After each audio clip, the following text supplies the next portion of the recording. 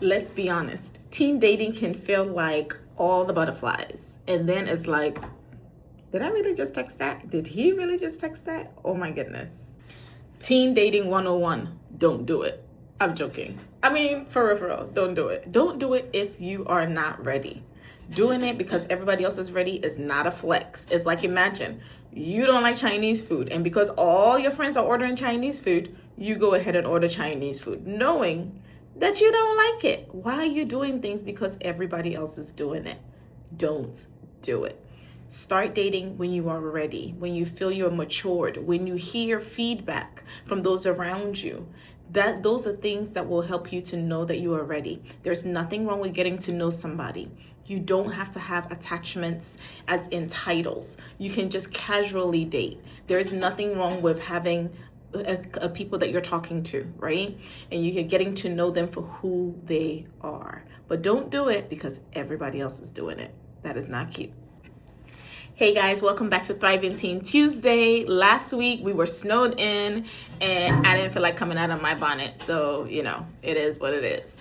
But welcome back. So today we're going to be talking about dating. Oh my gosh, I have had experience as a mom of people dating and also as somebody who has dated back in my day, many moons ago. So I just wanted to bring to you some experiences that I've had in this subject, and a couple of funny things. Just telling on myself a little bit. One of my babies went on their first date and I think I cried. I literally cried. Oh my gosh, I was not ready. They were definitely ready, but I was not ready. And I think we had so many lectures leading up to it, all the things that you should do, don't do, even though all the lectures has been had before. Yes, when it came to the actual date, we had to have more conversations, just in case, you forgot the 75 that you already had. But it was really enlightening, and I learned some things along the way that I will be sharing with all of us. And then also some things that, maybe we could all benefit from just hearing again. Nothing is going to be new. I'm sure you've heard it all before, but sometimes we just need a little friendly reminder. So stay tuned. Make sure that you like, share, and subscribe. Turn on your notifications, all the things, and just make sure that we're connecting together and thriving. So the number one thing that I would say when it comes to dating is if you cannot be yourself. If you cannot be yourself, insert your name. If I cannot be Mabel while we are dating, to the left, like literally to the left. You should not compromise who you are because of somebody else. If the person does not appreciate you in all your glory, there's a problem. Not saying that the person cannot correct you if you make a mistake, right? So you can't say that, oh, I'm dating and you have to accept me for who I am. So when I mess up, you can't say nothing. That's not what I'm saying. What I'm saying is your personality, your morals. You cannot change that because of somebody else. If the person is guiding you to be a better person, that's completely different. But it's not a change of character to date somebody. You should be able to be yourself. Imagine you like reading, and because the person that you're talking to is not into nerds, all of a sudden you don't want to pick up a book. Like, make it make sense. Be you. Be your authentic self. If you like talking to your parents, and because the other one doesn't like talking to their parents, now all of a sudden you want to shut out the world, make it make sense. Continue to be yourself in every aspect of your relationship. Do not pretend to be one person, and then in a few months, you guys have gone down the dating round, and then you become somebody else. Because guess what? You have sold them a story that you can't maintain. So be who you are. Be consistent in showing them who you are, so you don't do that switch and bait. Because I'm sure y'all don't like it when, the guy turns out to be a gentleman in the beginning, opening doors and all of that, and then the next day they're letting the doors just slam in your face. That's not cute. We're not doing that. And guys, don't do that. Be consistent too, okay? If you want to be a gentleman, don't pick and choose when you're going to be a gentleman. Don't be a gentleman when, we're going on our first date, so I'm going to be a gentleman. But then the rest of the times, I'm going to talk down to you and I'm going to treat you like trash. Have respect for yourselves and each other. Set boundaries. Boundaries are very important things to do, even in dating. before you even get to the relationship aspect. You don't have to wait to be boyfriend and girlfriend or fiance or husband and wife before you set boundaries. In dating, you need to have boundaries. These are the things that I'm willing to do. These are the things that I'm not willing to do. And you need to hold firm onto that. So if you say there's no hand holding, no kissing, I would recommend, no hand holding, no kissing, no touching. Let that be it. Okay? Hold true to it. Let that be the foundation and know that, okay, this is not what I want to do. I'm saying that because that's my advice to you, okay? No hand holding. It leads to many things. But no, for real, be true to who you are and what you accept. And it will also quickly show you the type of person that you're dating. If as soon as you start expressing to them the things that are your deal breakers, the things that are the no for you, and they start treating you some type of way, or they start doing, funny business and constantly pushing you to break that boundary that you have, then you know that you are messing with the wrong person. You need to move to the left. And then the next thing that I have to talk about is communication. If you are sending a text to somebody and you have to read it 5 or 7 times, are you being yourself? Because it sounds like you're overthinking what you want to say. You're trying to present yourself in a specific way. Why are you reading the text message so many times? Why are you type, and then you erase, then you start again? At this point, pick up the phone, because clearly there is something going on with the communication. They can't read your mind. You can't read their mind, but you need to communicate honestly and clearly, very, very clearly. And to all my one-line texts, somebody's going to send you a whole paragraph. Oh, I had this, and this, and this, and this, and this, and I really like you, and blah, blah, blah. And then you say, okay, could you get any drier? Like a piece of toast, no butter, no jam, nothing, dry. Okay. Or whatever other nonsense y'all just be saying that's just like a one word or one phrase something.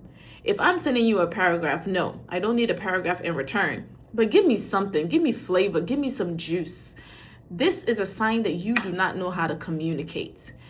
It is a huge red flag. You should be able to express yourself adequately to let the person know, even if you don't agree or you don't have the same sentiments as them. Somebody could be telling you they really like you for this, and this, and maybe, you just like them for one thing, whatever. That's okay. You don't have to write a paragraph back, but you need to give more than an okay, because then you see a text message. Typically, what happens is a text message between a guy and a girl. You have the girl will have and then one line, one line, one line. Gentlemen, I'm not picking on you. I know girls do that too sometimes.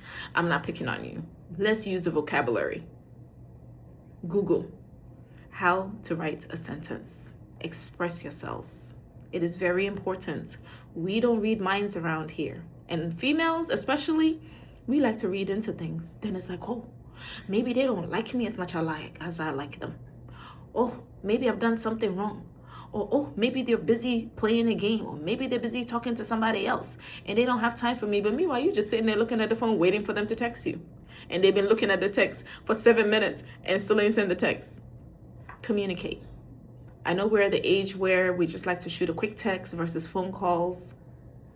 Communicate. Whether it's text message or phone calls, communicate clearly and honestly. Regarding respect, if somebody is only respecting you when they're in a good mood, that's not respect. If somebody is only showing you love when you show them love, no.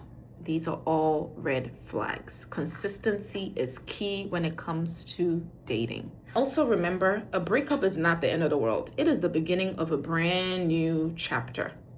If you or somebody breaks up with you, or you break up with somebody, it's because something was not aligned. It is not the end of the world. We don't all meet our soulmates when we're 5, or when we're 15, or when we're 20, or when we're 30. Sometimes it takes time. And it is okay to recognize that this trait in you does not align with this trait in me. And so therefore we're going our separate ways, and we're opening the door for opportunity. You're opening the door to meet the person that you're supposed to be with. Or better yet, spend some time alone and grow and have some self-love. It is very important.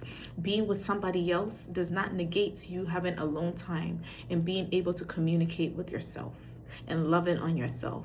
Don't be so infatuated with somebody else that you're not infatuated with yourself. There's a difference between vanity and loving yourself. Please hear me clearly. I'm not saying be looking in the mirror, oh, you're so cute every 5 minutes. Something going on over there. However, you need to be able to walk in that authority that you have, that you are chosen, you are loved, you are capable. You have to walk and you have to believe that for yourself in order for you to be share that with others. And for my parents out there, you know I could not leave you out. Oh, teen dating, it is rough. Rough. I remember the first date that one of my babies had.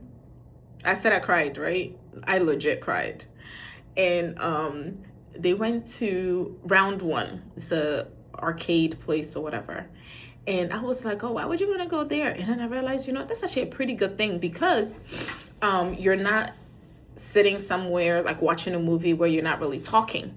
So I feel like it was a great option because, you're playing games, you're able to interact and have fun and all of those things. So I thought that was really good. So in the end, it ended up being a great choice. However, as a parent, I was nervous. I don't know why. I felt like they were going to be kidnapped. I was chaperoning because, I'm an old school parent. I look young, but I'm an old school parent. So I did chaperone. And I was close, but not too close. Like, they knew that I was there, but I wasn't like in your face. I wanted to be, but I wasn't.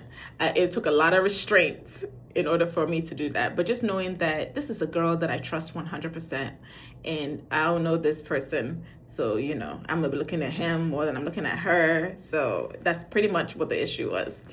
But then, they're playing game. And then later I was like, okay, let me just go take a seat. And I was still in eye shot. Some of us, we got 4 eyes over here. We see everything. So I'm sitting down watching, and then I don't think she saw me. And so she sent me a text and said that though they were going to go for a walk in the mall. And I'm like, go for a walk in the mall? What? And I said, okay. I didn't say I was going to follow. I'm telling them myself, by the way, if you're watching, sorry. So I said, okay, go ahead and you guys go ahead and do that. Where are you walking to? No, just walking. And I'm like, y'all just going to aimlessly walk around the mall. Okay, if that's interesting to you, knock yourself out. And so they're going walking around, and guess who's following them? Me. Literally, like, if I could get a job as a detective or a spy, you guys call me, okay? I think I did a pretty good job. I didn't have a hat. So we're walking around the mall. They're walking around the mall. I'm lurking behind them, going in between people, going in and out of the stores, like ducking and all of those things.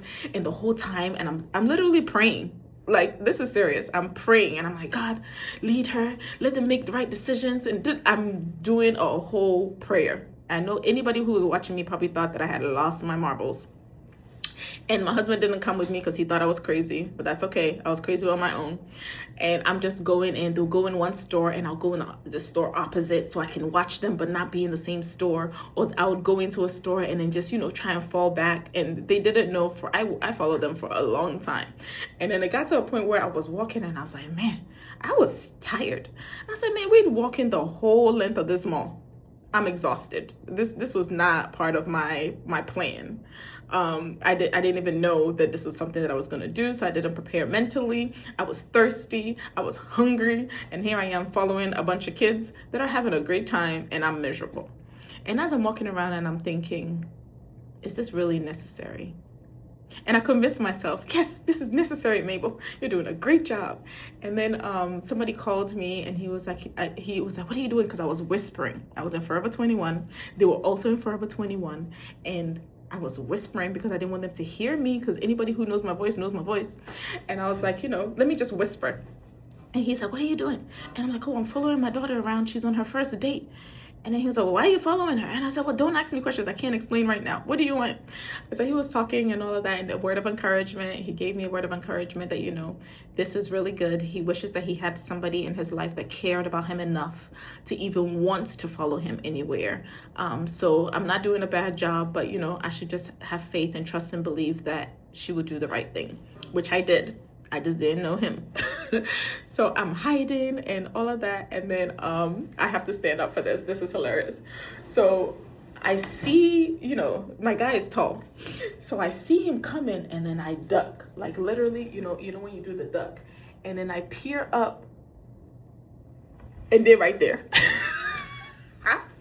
Literally right there at the same the spinny thing, the wheel spinny thing. They were literally right there and they're just looking at me.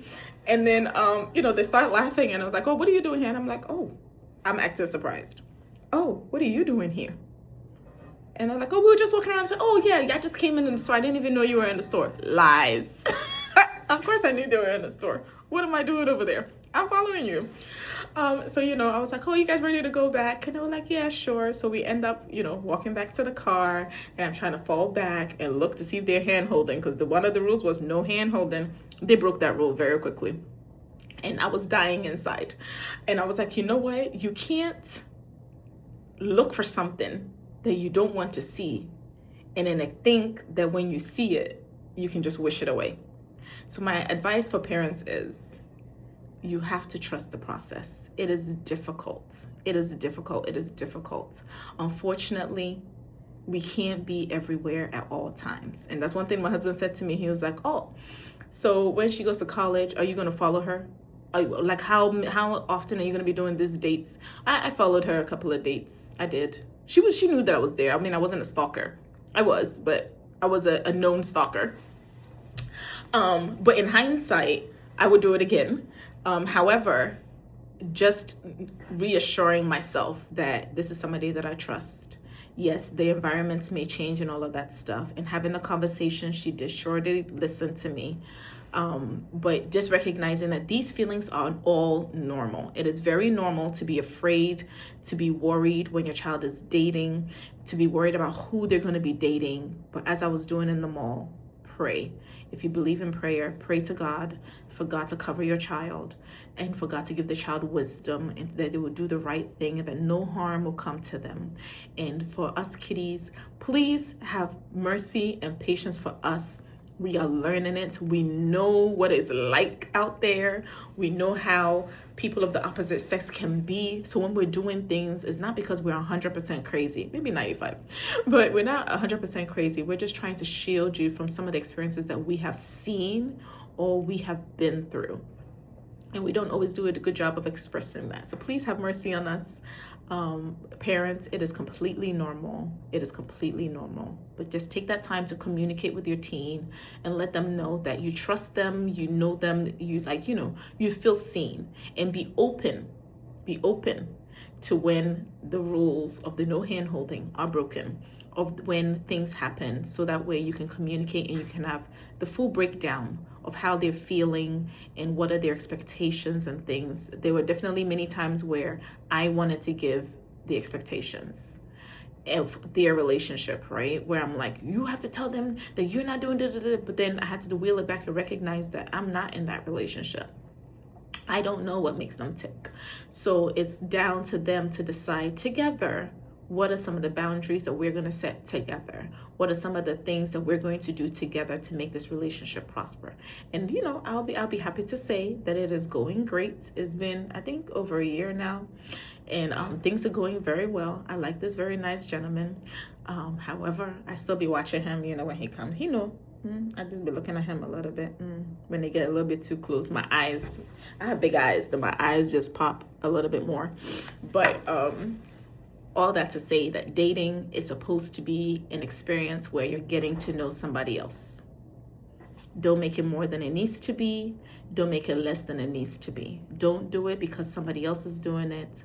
but do it because you want to do it, because you feel ready and you have a voice to speak up for yourself if something is going in the wrong direction. Advocate for yourself, for your feelings, and for your boundaries. Let's communicate. Drop some comments in. Tell me some of the best dating advice that you've heard, some of the worst. Parents, if you have a crazy story like me being a stalker, maybe share it with us so we can all feel like we are the same and that we're not in this world alone, because we're not. We're all going through different experiences and we're trying the best out here.